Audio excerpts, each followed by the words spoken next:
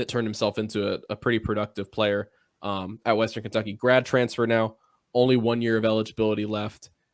It's difficult. You and I have been going back and forth about this for the last 24 hours. Difficult to peg exactly how many sacks he had last season. Western Kentucky says 2.5. Sports Reference says 4. ESPN says 3. Says 3. PFF says 3.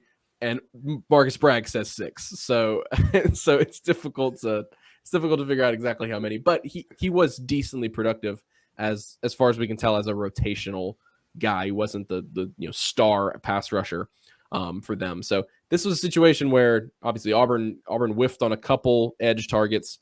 We knew they were going to come around and get one eventually, but you didn't need a superstar. Some other positions, like interior defensive line and quarterback, you needed a guy that was very proven and that was going to be able to plug and play immediately.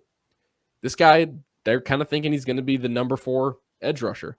But in terms of the way Auburn's defense looks right now in the depth chart, the number 4 edge rusher position is very important for this team, because finally they've rounded out a complete rotation with 4 guys. You play 2 and then 2 guys come in to spell them. Finally, they've rounded out a rotation that is all scholarship players, because they've only had 3 scholarship players for a long time. So this seems like an addition where there's not necessarily going to be a bunch of pressure on him to produce. Obviously, he's looking forward to producing, but it's more so about getting a body in there that has a little bit of experience, just because that was a position group that was so thin and has finally now been filled out.